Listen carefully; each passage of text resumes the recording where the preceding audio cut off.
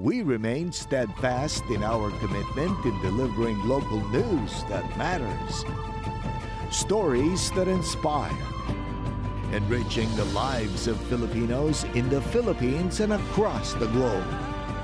This is your GMA Regional TV.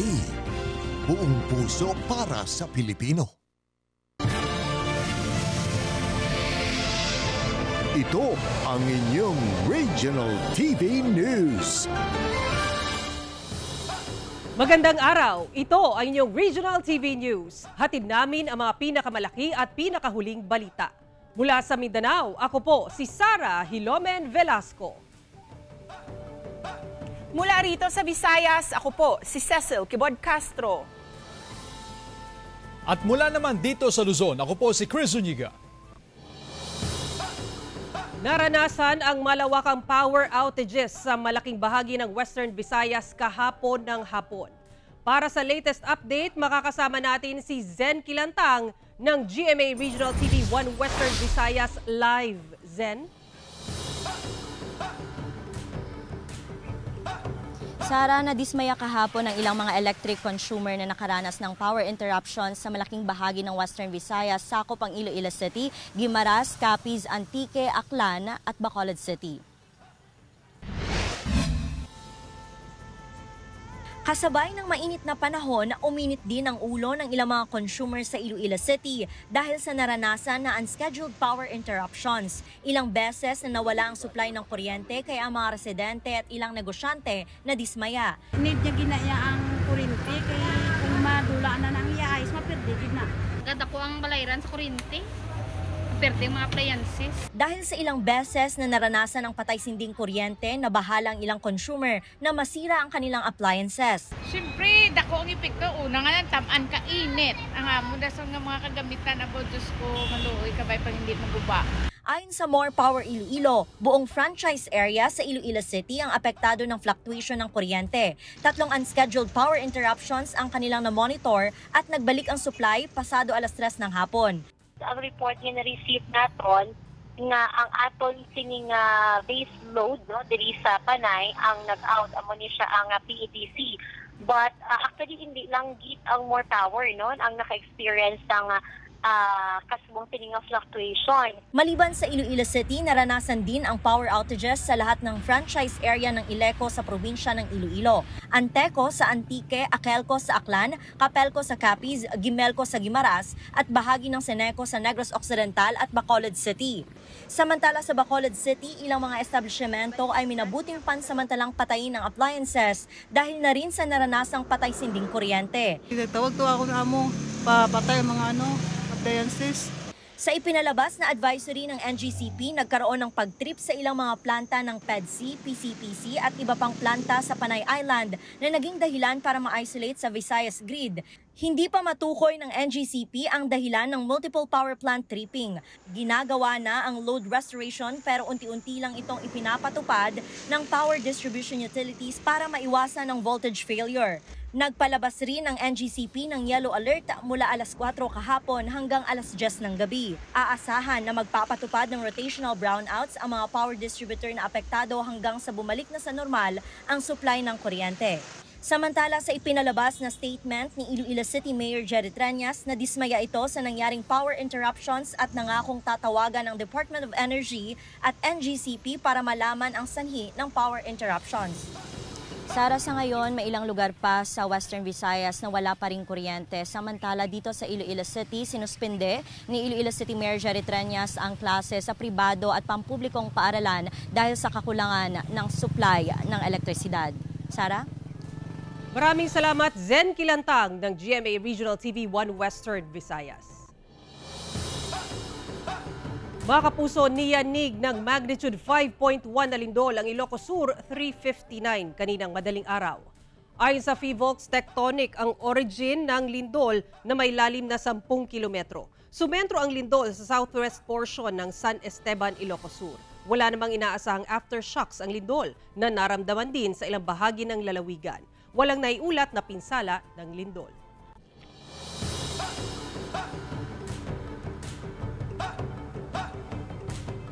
Arestado ang 6 na sospek na itinuturong ng limas ng mga alahas at pera sa 2 jewelry shop at isang ATM sa loob ng isang mall sa Ozamis City, Misamis Occidental.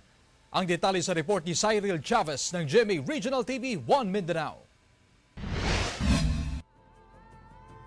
Kinumpirma ng Ozamis City Police Station na hawak na nila ang 6 na kalalakihan na itinuturong suspect sa pagdanakaw sa 2 jewelry shop at isang ATM sa loob ng isang shopping mall sa Purok 3, Baybay, Santa Cruz, Ozamis City sa Misamis Occidental. Ayon sa otoridad, una na nilang nahuli ang isang suspect matapos itong tumakbo habang tinatanong ng pulisya. Agad namang ibinunyag ng suspect ang pagkakakilanlan ng kanyang mga kasamahan at isa-isa itong hinuli ng otoridad. Itawag na to, sir, nga naglaglagan na.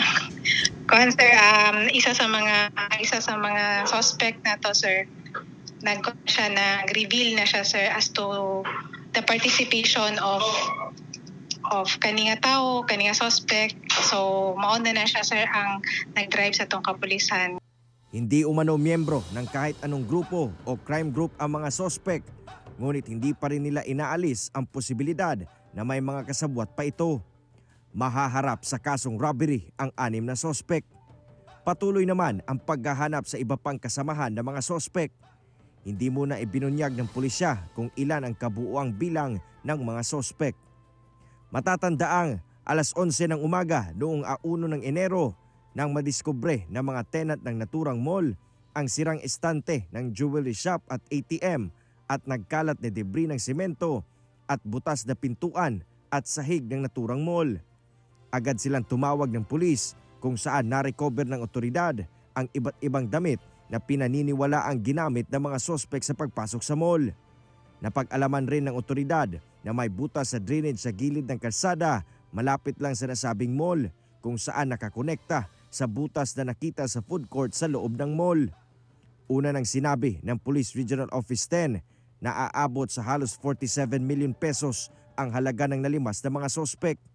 Pero ayon sa huling panayam ng GMA Regional TV 1 Mindanao sa Ozamis City Police ay hindi na muna sila magbibigay ng bilang ng halaga ng nalimas habang patuloy ang investigasyon.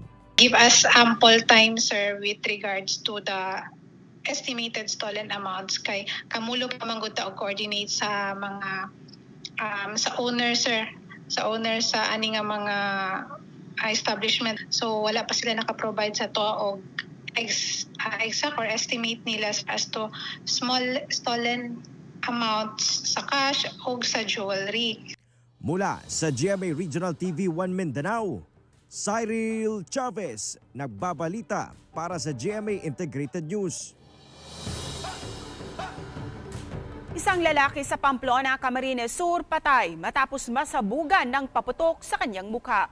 Habang 3 katao ang sugatan matapos tamaan ng ligaw na bala sa magkahiwalay na lugar sa Pangasinan at Baguio City. Si Jessica Kalinog ng GMA Regional TV, Balitang Bicolandia para sa detalye. Ang 3-cylinder fireworks na ito ang naging katumbas ng buhay ng 57 anyos na lalaki sa barangay San Isidro sa bayan ng Pamplona, Camarines Sur. Pasado alas 12 nitong Enero 1 nang aksidente itong masabugan ng sinindihang paputok kasabay ng pagsalubong ng bagong taon. Agad naman itong idinala sa ospital pero binawian ng buhay kalaunan. Tumanggi ng humarap sa kamera ang pamilya nito. In-attempt niya na hihipan, hindi niya alam na sustain pa pala. Kaya nasurpresa siya sa mukha kasi hinihipan niya para masustain yung switch. Talagang kumbaga sa severe na fatal. Samantala, mananatili naman ang Code White Alert status sa mga ospital at health facilities sa buong rehiyon hanggang bukas Enero 4. Sa Barangay Longos Central, San Fabian, Pangasinan, mag-aalas 12 ng hating gabi nitong Desyembre 31, nang aksidenteng tamaan ng ligaw na bala sa likod at ulo ang magkapatid na sina Dayan at Danilo Montes Jr. Dinala naman sa ospital ang mga ito at nasa ligtas na silang kalagayan. Sinakay na lang sa motor kasi kung maghihintay pa kami ng ng albulas. Tsaka hindi ko alam kung gaano ang tama kasi siyempre sa ulo tsaka may dugo na parang nabigla rin ako, medyo nataranta ng konti. Inihahanda naman ang kasong isasampa sa naarestong sospek na kinilalang si Kim P. Marcela. Based on our assessment, makikita natin na siguro talagang hindi niya sinadya. Yun nga lang, talagang natamaan pa rin yung mga biktima.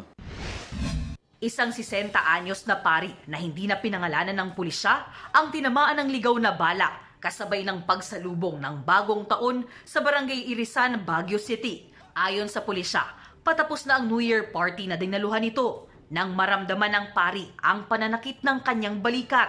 Dito na nalaman na tinamaan pala ito ng ligaw na bala. Nagpapatuloy naman ang investigasyon ng PNP sa insidente. Mula sa GMA Regional TV Balitang Bicolandia, Jessica Kalinog, nagbabalita para sa GMA Integrated News. Umakyat na sa 443 ang bilang ng mga tinamaan ng paputok at stray bullet sa pagsalubong ng Pasko at Bagong Taon sa bansa ayon sa Department of Health. Sa ika-12 ulat ng DOH as of December 21, 2023 hanggang umaga ng January 2 ngayong taon, nasa 443 na ang bilang ng nabiktima ng paputok at ligaw na bala. Nasa 212 ang bagong kaso na nasa 1 hanggang 71 taong gulang. Karamihan sa mga kaso, mga lalaki. Nasa 441 ang bilang ng mga nabiktima ng paputok kung saan may isang nakalunok ng watusi. Isa naman ang nasugatan ng ligaw na bala at isa ang namatay. Umabot na rin sa 17 ang kaso ng mga naputulan ng bahagi ng katawan dahil sa paputok. Halos 6 sa bawat 10 kaso o nasa 254 ay galing sa NCR. Sumunod naman ang Ilocos Region na may 36, Central Luzon na may 35 at Calabarzon na may 29 na kaso. Ito ang inyong Regional TV News. Dalawa ang nasawi habang isa ang sugatan sa insidente ng pamamaril sa Tayabas City, Quezon. Arestado ang 5 sa 6 na mga sospek. Ang detalye sa report ni Paul Hernandez ng GMA Regional TV Balitang Southern Tagalog. Bagong taon pero nagluluksa ang pamilya Ormasido ng Barangay Isabang, Tayabas, Quezon nang pagbabarilin umano ang mga biktima ng 3 gunman sa bahay nila. Patay ang mag-amang Elgelito at Joselito habang ang nakababatang Rico Ormasido sugatan sa pananambang. Nagsilbi raw lookout ang 3 pang umano'y kasabwat sa pamamaril. Ang 6 na sospek, pawang kamag-anak ng mga biktima. Yung isang suspect ay pumunta sa bahay ng biktima. So after noon, lumabas yung mga biktima at yun, ayon doon sa investigasyon natin, ay pagkalabas ay nagkameron na ng putukan. Sa investigasyon ng Tayabas City Police, may dati na raw hidwaan ng mga ito. Tinitingnang motibo sa krimen ang usapin umano sa lupa. Matagal na po yung issue nila about sa lupa at nagkameron din po sila ng away noon mga 3 years before. Nagano na po sila nag-away, nagtataan. Tama ng bala ng kalibre 45 sa likod ng katawan at ulo ang mabilis na kumitil sa 2 biktima. Sugat sa braso naman ang tinamo ng isa. Mabilis daw tumakas sa mga sospek pero sa follow-up operation, nasa kote ang 5. Hindi sila umaamin na di umano ay sila pa ang tinagayong tatay nila kung kaya humantong sa ganong insidente. Sinusubukan pa silang mahinga ng pahayag ng GMA Regional TV Balitang Southern Tagalog. Gayon din ang pamilya ng mga nasawi. Tinutugis pa ang isang sospek habang nagpapatuloy ang masusing investigasyon. Mula sa GMA Regional TV Balitang Southern Tagalog, Paul Hernandez nagbabalita para sa GMA Integrated News. Isang SUV tumagilid matapos bumangga sa Center Island sa Talisay City, Cebu. 6 na sakay na sugatan. Ang detalye sa ulat ni Femery Dumabok ng GMA Regional TV Balitang Bisdak. Naitala ang unang disgrasya sa kalsada sa Talisay City, Cebu madaling araw kahapon. Sa kuha ng CCTV monitoring ng Talisay City Command Center, makikita ang mabilis na takbo ng isang SUV at pagsalpok nito sa Center Island. At dahil sa lakas ng impact, natipak ang isang bahagi ng parte ng Center Island at tumalsik ito sa isang nakamotor kung saan nagtamo ng sugat ang driver. Ayon sa traffic management, maliban sa driver ng SUV, nagtamo rin ng sugat ang 5 pa niyang kasamahan. Sa inisyal na investigasyon ng traffic management, napag-alaman na nakainom ang driver ng SUV. Nakainom gid sila. Unya gani base sad sa atong naibawan nga dunay usa ka botelya sa ilim nun beer sud mismo sa mga sakyanan. Hinihintay pa ng ahensya ang paglabas ng driver sa ospital para makakuha ng karagdagang detalye sa insidente. Muling nanawagan ang traffic management sa mga motorista na magdobli ingat. Kanunay natin nagpahinumdum sa itong mga kaiksuunan nga kung dunay mga okasyon o di gid kalikayan, dili na gid mo drive or laing tao ang padrive nga wa makainom. Mula sa GMA Regional TV Balitang Bisdak, Femery Dumabuk, nagbabalita para sa GMA Integrated News. Naaresto na ang nagnakaw umano ng monstrance o lalagyan ng ostya ng San Sebastian Cathedral sa Bacolod City. Sospek, itinanggi ang paratang. May ulat si Adrian Prietos ng GMA Regional TV 1 Western Visayas. Arestado sa hot pursuit operation ng Bacolod City Police Office ang suspect na tumangay sa monstrance o lalagyan ng ostya mula sa Adoration Chapel ng San Sebastian Cathedral sa Bacolod City Lunes ng umaga, January 1, 2024. Kinilalang suspect na si Ed Marianson ng Barangay 12, Bacolod City. Napag-alaman ng pulisya na balak sanang ibenta ng suspect ang ninakaw na monstrance ngunit nabiso ito sa pamamagitan ng social media. Tinukoy din ito ng isang saksi na namamalimos sa simbahan. Sinampahan ng kasong theft ang suspect pero mariitin ng giniyenson ang paratang. Kaya ba nga, wat mo to, pero hindi ito na yamay mo. Sir nga, kaya simbahan na inakawatan na pa, sir, mga gabaan na sir. The fact nga gingkuha niya without permission sang tagiya, so considered na sang pagpangawat. So, i-file ni subong adlaw ang complaint kay suno sa mandato sa obispo nga kailang isa sa kaso. Previously may mga record of incidents siya diri galing kay mga complainant huwag man sila nagapatigayon sang filing mo og complaint in cases. Nadiskubre noong Sabado ng gabi, December 30, 2023 ng ilang mga pari at nagsisimba sa San Sebastian Cathedral sa Bacolod City na nawala na sa sentro ng Adoration Chapel ang monstrance na may laman pang Blessed Sacrament. Makaraan ng ilang oras, naibalik din ang monstrance matapos itong iwanan sa gate ng simbahan na nakabalot sa itim na jacket. Ikinalungkot naman ni Most Reverend Bishop Patricio Buzon ng Diocese of Bacolod ang nangyari.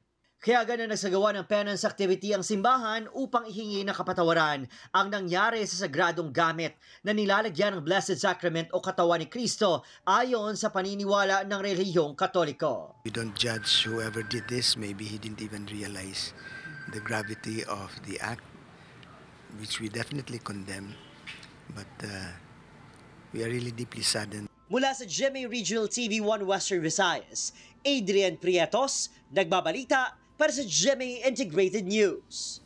Mga pasaherong pabalik na sa Metro Manila matapos ang long holiday weekend, dumagsa sa Bicol Central Station sa Naga City, Camarines Sur, habang ilang bus companies fully booked na rin hanggang Sabado, January 6. Narito ang report ni Chris Novello ng GMA Regional TV Balitang Bicolandia. Maaga pa lang marami ng pasahero ang nakapila sa Bicol Central Station sa Naga City, Camarines Sur. Chance passengers ang mga ito na nagbabakasakali makabili ng tiket para makabalik sa Metro Manila matapos ang holiday season. Nagbabakasakali lang po na makabakal tiket. Saga may ereskwelahan na po baga. Dahil fully booked na ang ilang bus companies hanggang sa January 6, kaya karamihan sa mga pasahero ang umaasa na lamang sa mga extra bus. Sa kabila nito, tiniyak naman ng pamunuan ng terminal at mga bus company na may masasakyan ang mga pasahero sa pamamagitan ng mga extra bus na binigyan ng special permit ng LTFRB. Maximum ka sa 100 o 150 to 200,000 dyan. Abot na po yan sa Sunday, pizza 7. First come first serve po, pipila po sila kung sino po yung nauna, yun po ang unang bibigyan namin ng ticket para hindi naman po magkagulo. Mas pinaigting naman ng mga otoridad ang ipinapatupad na seguridad sa terminal habang may mga roadside inspection din ang Highway Patrol Group para matiyak na nasa mabuting kalagayan ang mga biyahero. Mula sa GMA Regional TV Balitang Bicolandia, Chris Novello, nagbabalita para sa GMA Integrated News.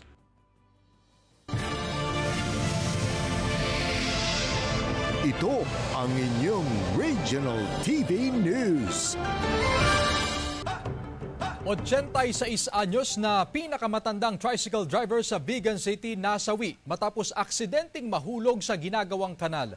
Narito ang report ni Ivy Hernando ng GMA Regional TV 1 North Central Luzon.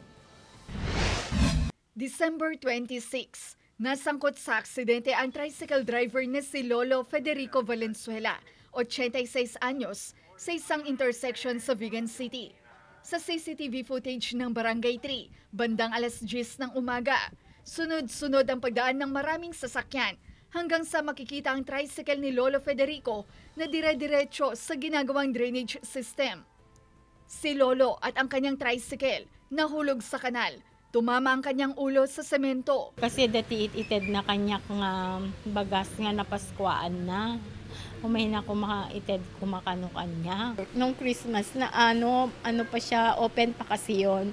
So hindi niya siguro napansin noong 26 na butas na pala yun, kaya dumiretso siya doon. Makaulit umanong ni-revive sa ospital si Lolo Federico at inilipat sa ibang paggamutan. Kasi na po Diyos ako metidaran na although ado gaminti sugat di ulo na. Gayunman, December 29, binawian ng buhay si Lolo. Wala pang pahayag ang Vigan City Police tungkol sa insidente. Tumanggi rin mabigay ng pahayag ang Vigan City Engineering Office. Isang kinatawan daw ng kontraktor ng proyekto ang lumapit na sa pamilya para sa pangakong tulong. Nilagyan na ng signages ang ginagawang proyekto. Si Lolo Federico, ang pinakamatandang tricycle driver ng Vigan City at minsan nang itinampok sa 1 North Central Luzon noong Disyembre, kung saan ilang mabubuting loob ang nag-abot ng maagang pamasko sa kanya. Maraming salamat. Kasi kung ano ako ngayon, utang ko sa kanilang mag-asawa kasi sila nagpaaral sa akin. Lagi kong sinasabihan na salamat. Nag-New Year na sila, kasama niya yung asawa niya. Mula sa GMA Regional TV 1 North Central Luzon, Ivy Hernando, nagbabalita para sa GMA Integrated News.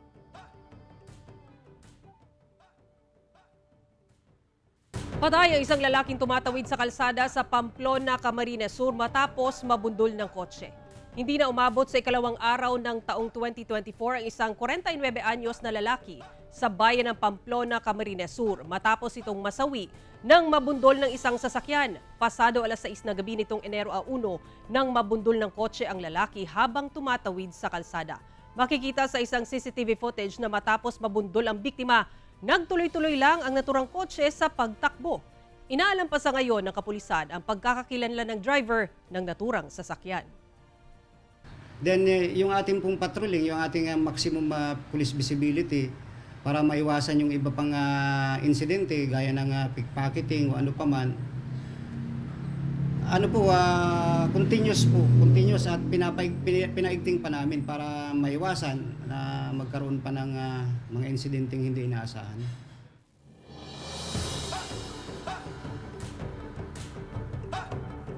Kasalukuyang nakalagak sa Metropolitan Cathedral of the Immaculate Conception sa Zamboanga City ang imahe ng itim na Poong Jesus Nazareno na nakatakdang iprosesyon sa kapistahan nito sa January 9. Narito ang report ni Efren Mamak ng GMA Regional TV 1 Mindanao. Nakalagak na ang imahe ng itim na Poong Jesus Nazareno sa Metropolitan Cathedral of the Immaculate Conception sa La Purisima Street, Zamboanga City. Ito yung upang mabigyan ng pagkakataon ng mga deboto ng lungsod na makadalaw at makapag-alay ng dasal. Tabuya si sila siya kel ser kaya disuyo dia tadekora sila kunese. Taresa tanin sila. Si taresa tan sinitan sa dilareso pati devotion. Ang nasabing imahen ay nagmula pa raw sa bansang Espanya mahigit 200 taon na ang nakararaan. Nakatagda itong iprosesyon sa Central Business District ng lungsod sa kapistahan ng itim na Poong Jesus Nazareno sa January 9. Kasalukuyan nang inaasikaso ng may-ari ng nasabing imahen ang mga kakailanganing dokumento at permit para sa nasabing aktibidad. Ayon sa may-ari, nagdadasal daw sila na naway maging maayos ang isasagawang prosesyon. Iba't ibang damit din daw ang isusuot dito sa araw ng kapistahan. Mudagat ele, otro di suyo kamisa kinakasa, otro el prepisa andali na iglesia. Tene gayon kami sa eli para ali. Inaasahang dadaluhan ng maraming debotong Katoliko ang Grand Procession ng itim na Poong Jesus Nazareno sa Zamboanga City. Mula sa GMA Regional TV 1 Mindanao, Efren Mamak nagbabalita para sa GMA Integrated News. Samantala, pinagsaluhan ng daang-daang residente sa Dingras, Ilocos Norte ang pritong beetle worm sa isang budol fight. At ilang kalalakihan sa Minalin, Pampanga naman ang rumampa suot ang damit pambabae sa ika-71 Aguman Sanduk Festival. Silipin sa report ni Gab De Luna ng GMA Regional TV, 1 North Central Luzon. Ipinagdiwang ang Abaling Festival sa Barangay Lumbad, Dingras, Ilocos Norte. Ang abaling ay isang beetle worm na matatagpuan sa ilalim ng lupa tuwing bare months. Nagiging abal-abal o June beetle ito pagkalipas ng ilang buwan, pero nadiskubreng pwede pala itong kainin. Parang peste sa mga magsasaka dahil nasisira yung mga pananim. Pero nung na ginawa nilang delicacy, napakaganda palang gawing pagkakitaan ng tao. Kaya yun, sumikat ng sumikat. Kaya ginawa naming Abaling Festival. Mahigit 500 residente ang nagsalo-salo sa budol fight. Ang main dish, fried abaling. Crispy at malasa raw ito. Ginawan din ng spicy version. Masarap din daw na pulutan. Samantala, muling nagpasaya ang mga makikisig sa pagsalubong ng bagong taon para sa taunang selebrasyon ng Aguman Sanduk Festival sa Minalin, Pampanga. Ang mga kalalakihan mula sa 15 barangay nag-transform at rumampa bilang mga kababaihan. Ayon sa kasaysayan, ang pagbibihis babae umano ang naisip na paraan ng mga lalaki para aliwin ang mga kababayan pagkatapos itong tamaan ng tagutom o tagtuyot noong mga panahong iyon. Aguman Sanduk is part of our tradition and preservation of our culture. Ini-enhance pa namin, yes, diba? At least mamumulat yung mga bata ngayon na ito pala at dalhin nila. Ang sandok ay simbolo ng masaganang pagkain sa buong bayan. Bukod sa street dance, pagandahan din ng mga float ang mga partisipante at nagpasiklaban para sa reyna ng sandok ang mga punong barangay. Mula sa GMA Regional TV 1 North Central Luzon, Gab De Luna, nagbabalita para sa GMA Integrated News. Nasa 450 anak na mga person deprived of liberty sa Cebu City Jail ang nakatanggap ng regalo mula sa GMA Kapuso Foundation. Hindi mapigilang maging emosyonal ng isang inang PDL matapos makapiling ang kanyang 12 anyos na anak na hindi niya nakasama na mahigit 2 taon. Kasama ang kanyang anak sa 450 bata na benepisyaryo ng Give a Gift Project ng GMA Kapuso Foundation. Isinagawa ang first ever gift giving sa Cebu City Jail Female Dorm Facility 3 araw bago magbagong taon. Laman ng gift bag ay gamit ng mga bata, mga laruan, kumot at kulambo. Mga bagay na nakapagbigay saya sa mga bata at kanilang mga ina na nasa piitan. Dakayo pasalamat sa GMA kay nakita din ako siya ba kay maragi priority dyan mga bata. First time no sa GMA Kapuso Foundation nga gidala dinhi sa BJMP Cebu City and Give a Gift Project sa GMA Kapuso Foundation. Kung diin manghatag ta og mga regalo, mga gift packs para sa mga anak sa mga ato ang PDL. Samantala, mapapanood niyo po ang episode na ito sa official website ng GMA Regional TV, www.gmaregionaltv.com. Pwede rin kayong bumisita sa aming official YouTube channel, GMA Regional TV, at i-click ang subscribe button para sa pinakamaiinit na balita mula sa mga rehiyon. Nais naming pasalamatan ang mga kapuso sa iba't ibang panig ng Pilipinas, maging ang mga kapuso natin abroad. Dahil sa GMA Regional TV, local news matters. Kami ang Regional TV News, buong pwersa para sa mas malaking misyon at mas malawak na paglilingkod sa bayan.